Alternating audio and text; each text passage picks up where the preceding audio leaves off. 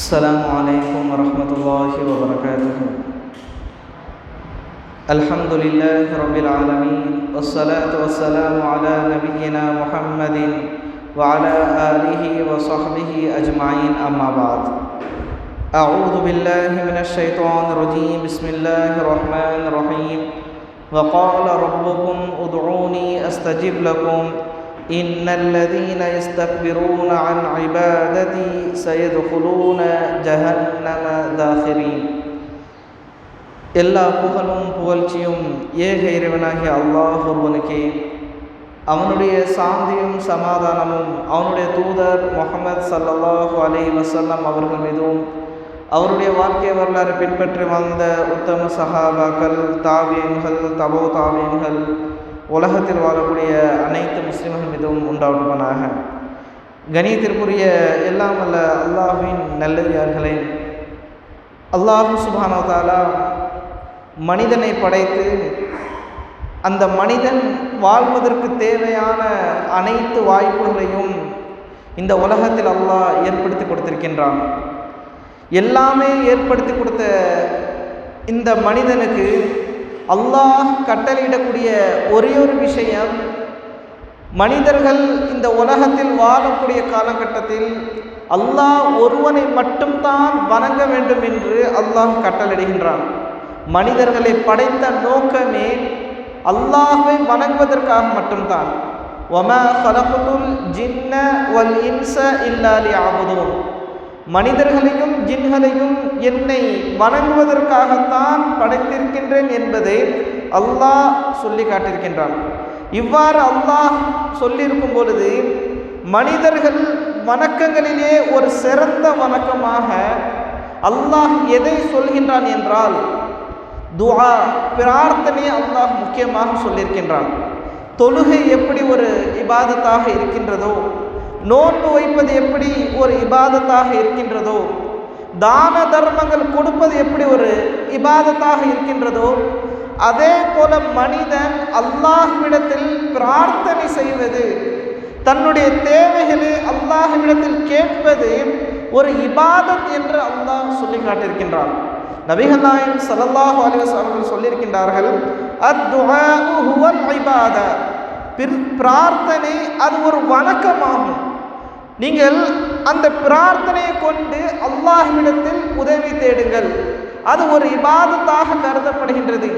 பிரார்த்தனையை நீங்கள் சாதாரணமாக கருதாதீர்கள். அதை நீங்கள் கேளுங்கள் என்று அல்லாஹ்வுடைய குர்ஆனுடைய அந்த வசனத்தை ஓதி காட்டி சொல்லி காட்டினார்கள். வகால ரப்புக்கும் உதுஊனி அஸ்தஜிப் லக்கும்.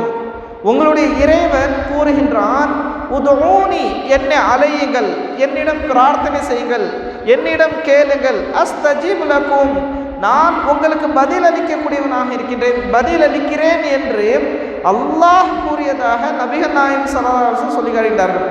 அடுத்த இடத்தில் இதே ஒரு மனிதன் இபாதத், அதாவது பிரார்த்தனை செய்யாமல் துஆ கேட்காமல் அவன் வாழுகின்றான் என்றால் அவன் எப்படிப்பட்டவன் என்பது அடுத்த வசனத்தில் அல்லாஹ் சொல்லியிருக்கின்றான். இன்னல்லதீன யஸ்தக்பிரூன அன் இபாததி சயத்குலூன ஜஹன்னம தாஹிரின். எனது வணக்கத்தை விட்டு பெருமை அடிப்போர், நான் துஆ கேட்க மாட்டேன், ஏனால் துஆ என்பது ஒரு இபாதத், இந்த வணக்கத்தை விட்டு ஒதுங்கி இருப்போர், பெருமை அடிப்பவர், அகம்பாவம் செய்யக்கூடியவர், அவர் இழிந்தோராக நரகத்தில் நுழைவார்கள். இந்த உலகத்தில் எனக்கு எந்த தேவையும் இல்லை, நான் ஏன் அல்லாஹ்விடத்தில் பிரார்த்தனை செய்ய வேண்டும், நான் ஏன் துஆ செய்ய வேண்டும் என்று மக்கள் வாழுகின்றார்களே, இவர்கள் நாளை மறுமை நாளில் கேவலப்பட்டு அசிங்கப்பட்டு இழிவாக நரகத்தில் நுழைவார்கள் என்பதை அல்லாஹ் குர்ஆனில் சொல்லி காட்டியிருக்கிறார்.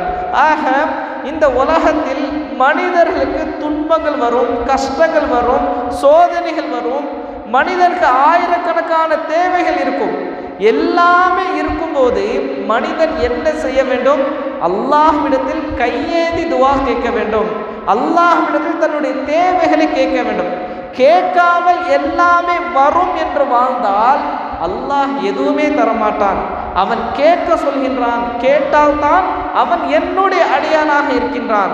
அல்லாஹ் இன்னொரு இடத்தில் சொல்லுகின்றான், வ இதா சஅலக இபாதி அன்னி ஃபஇன்னி கரீப், என்னை பற்றி எனது அடியார்கள் உம்மிடம் கேட்டால், நபியே என்னுடைய அடியார்கள் என்னை பற்றி உம்மிடம் கேட்டால் நான் அருகில் இருக்கிறேன் என்று சொல்லுங்கள். நான் அருகில் இருக்கிறேன் என்றால் நீ பிரார்த்தனை செய்தால் உன் பக்கத்தில் நான் இருப்பேன், நீ என்னிடம் துவா செய்தால் உன் அருகில் நான் வருவேன், நீ அந்த அடியானிடம் சொல் என்று அல்லாஹ் நபிகள் நாயகம் ஸல்லல்லாஹு அலைஹி வஸல்லம் கட்டளையிடுகின்றான். அப்போது நபிகள் நாயகம் ஸல்லல்லாஹு அலைஹி வஸல்லம் சொல்கின்றார்கள், நீங்கள் அல்லாஹ்விடத்தில் பிரார்த்தனை செய்யுங்கள், பிரார்த்தனை ஒரு இபாதத்தாக ஆக்கிக் கொள்ளுங்கள். உஜீபு தஅவத தாஇ இதா தஆனி, பிரார்த்தனை செய்யக்கூடியவர்களுடைய பிரார்த்திக்கும் போது அதற்கு அல்லாஹ் பதில் அளிக்கக்கூடியவனாக இருக்கின்றான் என்பதை நபிகள் நாயகம் ஸல்லல்லாஹு அலைஹி வஸல்லம் சொல்லி காட்டினார். ஆக இன்றைய காலகட்டத்தில் நாமெல்லாம் வாழுகின்றோம் என்றால் நிச்சயமாக நாம் அல்லாஹ்விடத்தில் அதிகமாக நாம் பிரார்த்தனை செய்ய வேண்டும், துவா கேட்க வேண்டும், நம்முடைய தேவைகளை அல்லாஹ்விடத்தில் கேட்க வேண்டும். அதற்குரிய சில ஒழுங்குமுறைகள் இருக்கின்றன. எப்படி நாம் அல்லாஹ்விடத்தில் பிரார்த்தனை செய்ய வேண்டும், அல்லாஹ்விடத்தில் துவா கேட்கும் பொழுது பணிவோடு நாம் என்ன செய்வது, பிரார்த்திக்க வேண்டும். சில மனிதர்கள் அப்படியே வருவார்கள், அப்படியே துவா செய்துவிட்டு சென்று விடுவார்கள். ஆனால் பணிவோடு பிரார்த்திக்க வேண்டும் என்று அல்லாஹ் கட்டளையிடுகின்றார். உதுஉ ரப்பக்கும் ததர்ரஅன் வ குஃபியா, உங்கள் இறைவனை பணிவுடனும் ரகசியமாகவும் பிரார்த்தனை செய்யுங்கள். ஒரு அல்லாஹ்விற்கு முன்னாடி ஒரு அடிமைத்தனத்தை வெளிப்படுத்தியவராக, நான் ஒரு அடிமை, நான் பணிவுடன் அல்லாஹ்விடத்தில் கேட்கின்றேன், இப்படி ஒரு மனிதன் அல்லாஹ்விடத்தில் பிரார்த்தனை செய்யும் போது அல்லாஹ் அதை ஏற்றுக்கொள்ளக்கூடியவனாக இருக்கின்றார். ஆனால் மனிதர்கள் அப்படி கேட்பது கிடையாது. ஏதோ வருகின்றார்கள், கேட்கின்றார்கள், அப்படியே சென்று விடுகின்றார்கள். இது அல்ல என்பதை அல்லாஹ் சொல்லியிருக்கின்றார். இரண்டாவதாக அல்லாஹ் ரகசியமாக கேளுங்கள், எல்லோரும் இருக்கும்போது கேட்காதீர்கள், ரகசியமாக கேட்கும் பொழுது அல்லாஹ் அந்த பிரார்த்தனை அங்கீகரிக்கின்றார்.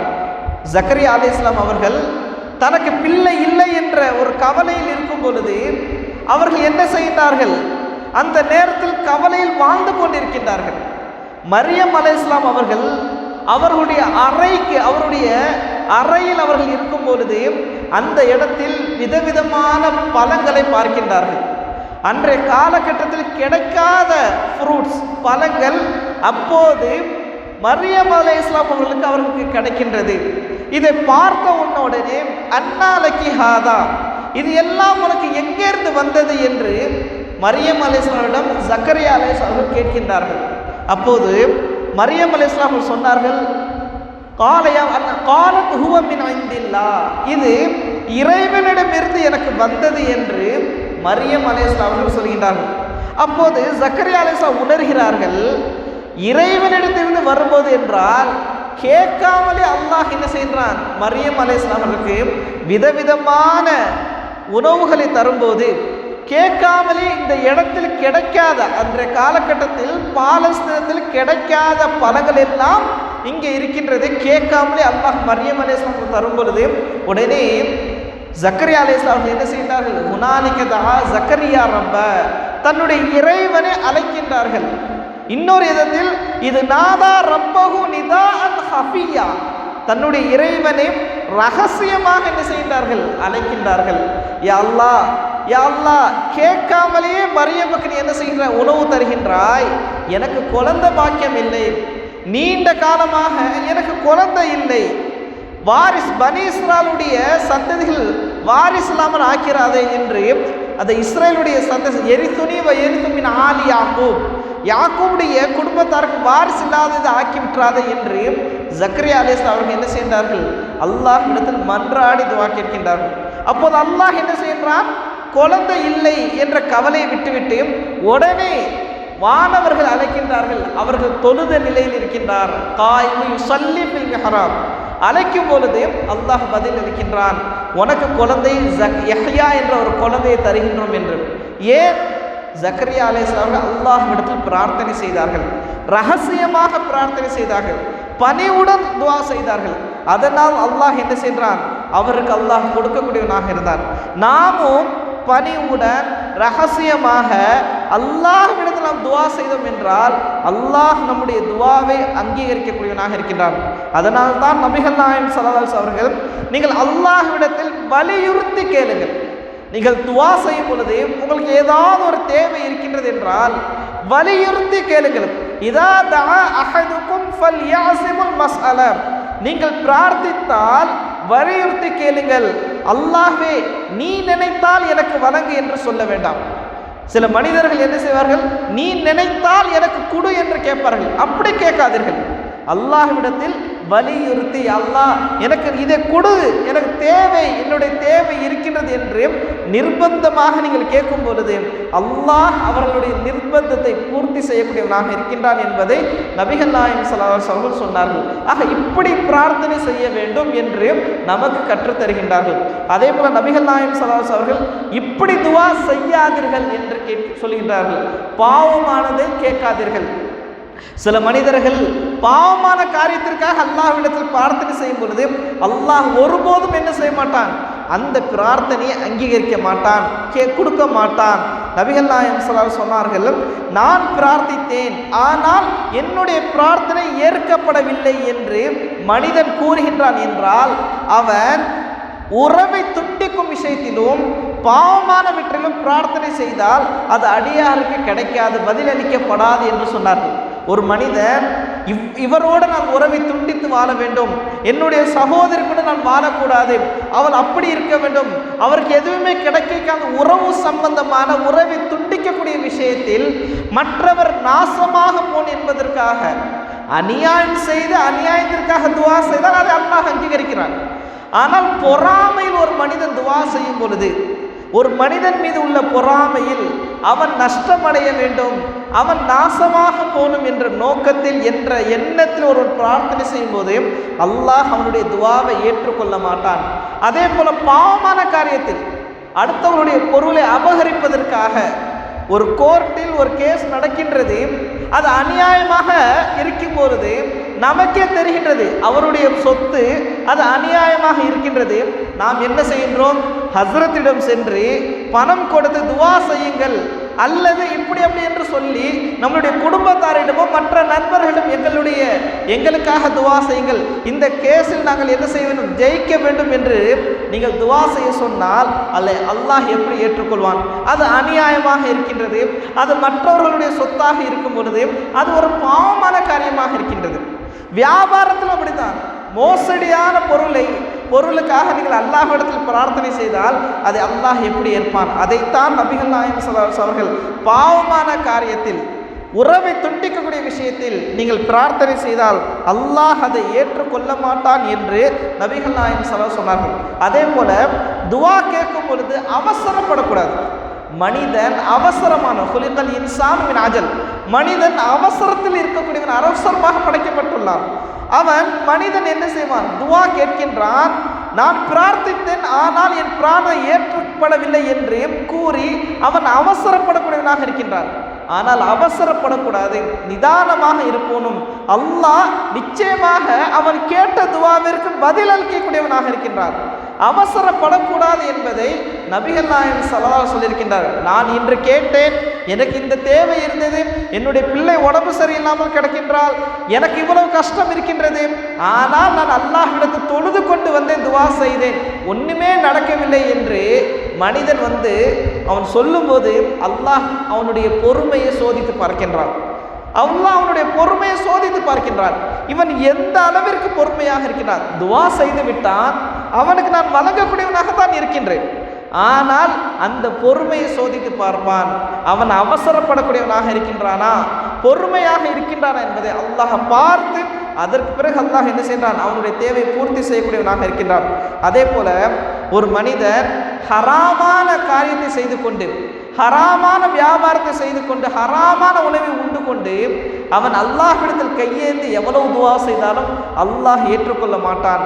ஒரு மனிதன் பாலைவனத்தில் அவன் முடியெல்லாம் கலைந்த விதமாக, உடம்பெல்லாம் அழுக்கு பணிந்தவனாக அந்த பாலைவனத்தில் கையேந்தி அல்லாஹ்விடத்தில் எவ்வளவு துவா கேட்டாலும் அல்லாஹ் துவா ஏற்றுக்கொள்ள மாட்டான். ஏன்? அவன் சாப்பிடக்கூடிய உணவு ஹராமானதாக இருக்கின்றது, அவன் பருகக்கூடிய தண்ணீர் ஹராமாக இருக்கின்றது. அப்படி இருக்கும் பொழுது அல்லாஹ் எப்படி அவனுடைய துஆவை ஏற்றுக்கொள்வான் என்பதை நபிகள் நாயகம் ஸல்லல்லாஹு அலைஹி வஸல்லம் சொல்லும்போது இந்த இடத்தில் நாம் என்ன கவனிக்க வேண்டும்? நாம் உலகத்தில் வாழும் பொழுது குலூ மின் தய்யிபாத்தி மா ரஸக்னாக்கும், உங்களுக்கு அல்லாஹ் எதை ஹலாலாக தூய்மையானதாக ஆக்கியிருக்கின்றானோ அதை நீங்கள் உண்ணுங்கள், பருகுங்கள். அப்போது அல்லாஹ் என்ன செய்வான்? உங்களுடைய தேவைகளை பூர்த்தி செய்யக்கூடியவனாக இருக்கின்றார். ஆனால் நீங்கள் ஹராமான விஷயத்தை கேட்டால் அல்லாஹ் எப்படி ஏற்றுக்கொள்வான்? அதை அல்லாஹ் நிராகரிக்கக்கூடியவனாக இருக்கின்றான். அதே போல நபிகள் நாயகம் ஸல்லல்லாஹு அலைஹி வஸல்லம் அவர்கள் மனிதன் துவா கேட்டுக்கொண்டு இருக்கும் பொழுது அல்லாஹ் அவனுடைய துவாவை ஏற்றுக்கொண்டு அவனுக்கு அல்லாஹ் 3 விதமாக என்ன செய்வான்? பதில் அளிக்கக்கூடியவனாக இருக்கின்றான். ஒன்று, அல்லாஹ் ஒரு மனிதன் ஒரு துவாவை செய்கின்றான் என்றால் அந்த துவாவிற்கு அல்லாஹ் அவன் கேட்கக்கூடிய ஒன்றை அதையே தரக்கூடியவனாக இருக்கின்றான். எனக்கு ஒரு பொருள் தேவைப்படுகின்றது, அந்த பொருளை அவன் கேட்கும் பொழுது அதை அப்படியே அல்லாஹ் தரக்கூடியவனாக இருக்கின்றான். ரெண்டாவதாக, ஒரு மனிதன் ஒன்றை கேட்கும் பொழுது அல்லாஹ் அதை கொடுக்க மாட்டான். அதை கொடுக்காமல் அவனுக்கு அல்லாஹ் மறுமை நாளில் கொடுக்கக்கூடியவனாக இருப்பான். இந்த உலகத்தில் அவன் கேட்டது கிடைக்காது, ஆனால் அவன் கேட்டதற்காக அல்லாஹ் அவனுக்கு என்ன செய்வான்? மறுமை நாளில் வேறொரு நன்மை தரக்கூடியவனாக இருப்பான். அல்லது மூன்றாவது என்னவென்றால், மனிதன் ஒரு பொருள் கேட்பான், ஆனால் அதில் அவன் ஹைர் இருக்கிறது நினைப்பான், ஆனால் அல்லாஹ்விற்கு தெரியும் அது ஷர்ராக இருக்கும், அதைவிட மேலானது, அதைவிட சிறந்தது வேற ஒன்றை அல்லாஹ் என்ன செய்வான்? தரக்கூடியவனாக இருக்கின்றான். ஆக அல்லாஹ் மனிதனை வெறும் கையோடு விட மாட்டான், அவனுக்கு ஏதாவது ஒன்றை கொடுப்பான். இங்கே இல்லை என்றால் மறுமையில் கிடைக்கும், அல்லது அது இல்லை என்றால் வேறு ஏதாவது ஒன்று கிடைக்கும் என்பதை நபிகள் நாயகம் ஸல்லல்லாஹு அலைஹி வஸல்லம் சொல்லுகிறார்கள். ஆக துஆ எல்லாம் நாம் எப்படி கேட்க வேண்டும், எந்த முறையில் கேட்க வேண்டும், எந்த நிலையில் இருந்து நாம் கேட்க வேண்டும் என்பதை நபிகள் நாயகம் ஸல்லல்லாஹு அலைஹி வஸல்லம் சொல்லி தரும் பொழுது அதிகமாக நபிகள் நாயகம் ஸல்லல்லாஹு அலைஹி வஸல்லம் குறிப்பிட்ட நேரத்தை சொல்லியிருக்கின்றார்கள். அந்த நேரத்தில் நீங்கள் பிரார்த்தனை செய்யும் போது அல்லாஹ் சீக்கிரமாக அங்கீகரிக்கக்கூடியவனாக இருக்கின்றான். நீங்கள் அல்லாஹ்விடத்தில் அந்த நேரத்தில் பிரார்த்தனை செய்யுங்கள் என்று சொல்லியிருக்கின்றார்கள். பாங்குக்கும் இகாமத்திற்கும் இடையில் உள்ள நேரத்தில் நீங்கள் பிரார்த்தனை செய்யுங்கள் என்று சொல்லியிருக்கின்றார்கள். தொழுகைக்கு பிறகு நீங்கள் பிரார்த்தனை செய்யுங்கள் என்று சொல்லியிருக்கின்றார்கள். தஹஜ்ஜுடைய நேரத்தில் நீங்கள் பிரார்த்தனை செய்யுங்கள் என்று சொல்லியிருக்கின்றார்கள்.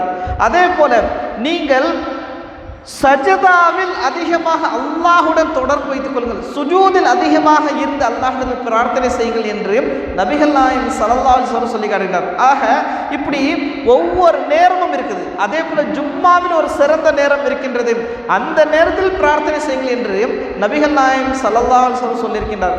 ஆக அந்தந்த நேரத்தை நாம் கவனத்தில் வைத்துக்கொண்டு நாம் அல்லாஹ்விடத்தில் நம்முடைய தேவைகள் நாம் கேட்க வேண்டும். ஆக இந்த உலகத்தில் நாம் எதற்காக படைக்கப்பட்டோம்? நாம் இந்த உலகத்தில் வாழுகின்றோம் என்றால் நமக்கு அதிகமான தேவைகள் இருக்கின்றன. சில நேரங்கள் நமக்கு கஷ்டங்கள் ஏற்படும், மனைவி பிள்ளைகள் நோய்வாய்ப்பட்டு கிடக்கும், நம்ம அல்லாஹ்விடத்தில் தான் நாம் பிரார்த்தனை செய்ய வேண்டும். சஹாபாக்கள் நபிமார்கள் எல்லோரும் அல்லாஹ்விடத்தில் தான் பிரார்த்தனை செய்தார்கள், நாமும் அல்லாஹ்விடத்தில் பிரார்த்தனை செய்வோம். ஆக இந்த ரமலானுடைய மாதத்தில் இறுதி 10 நாட்கள் நாம் இருந்து கொண்டிருக்கின்றோம். நாம் அல்லாஹ்விடத்தில் நம்மளுடைய பாவம் மன்னிப்பு தேடுவதற்கு பிறகு, நாம் அல்லாஹ்விடம் தௌபா செய்ததற்கு பிறகு நம்முடைய தேவைகளே நாம் அல்லாஹ்விடத்தில் பிரார்த்தனையின் மூலமாகத்தான் நாம் தேட முடியும். நாம் நம்முடைய பிரார்த்தனைகள் மூலமாக நம்மளுடைய கஷ்ட நஷ்டங்களை முன்வைத்து அல்லாஹ்விடத்தில் நாம் என்ன செய்யணும்? நம்மளுடைய தேவைகளை எதிர்பார்க்க வேண்டும். ஆக இந்த ரமலானுடைய மாதத்தில் இறுதி 10 நாட்கள் நாம் அதிகமாக துவா செய்ய வேண்டும். நமக்கு தேவைகள் இருக்கின்றன, நாம் கஷ்டத்தில் இருக்கின்றோம், அல்லாஹ்விடத்தில் துவா செய்தால்தான் அல்லாஹ் அதை ஏற்றுக்கொண்டு நமக்கு தரக்கூடியவனாக இருக்கின்றான். ஆக அல்லாஹ் நம் அனைவருக்கும் இந்த ரமலானுடைய மாதத்தில் அதிகமாக பிரார்த்தனை செய்யக்கூடிய தௌஃபீக் தருவானாக, அதிகமாக பாவமன்னிப்பு தேடக்கூடிய தௌஃபீக் தருவானாக. அல்லாஹும்ம இன்னக அஃபூன் துஹிப்புல் அஃவ ஃபஅஃபு அன்னா, அல்லாஹும்ம இன்னக கரீமுன் துஹிப்புல் அஃவ ஃபஅஃபு அன்னா. அதே போல் அல்லாஹ் இந்த உலகத்தில் வாழும் பொழுது நாம் செய்யக்கூடிய ஒவ்வொரு அமல்களையும் ஏற்றுக்கொள்ளக்கூடிய பாக்கியத்தை தருவானாக. ரப்பனா தகப்பல் மின்னா இன்னக அன்த ஸமீஉல் அலீம் என்று கூறி என்னுடைய இந்த உரையை நிறைவு செய்கின்றேன். வஆகிரு தஅவானா அல்ஹம்துலில்லாஹி ரப்பில் ஆலமீன். சுப்ஹானக அல்லாஹும்ம வ பிஹம்திக அஷ்ஹது அல்லா இலாஹ இல்லா அன்த அஸ்தக்ஃபிருக வ அத்தூபு இலைக்.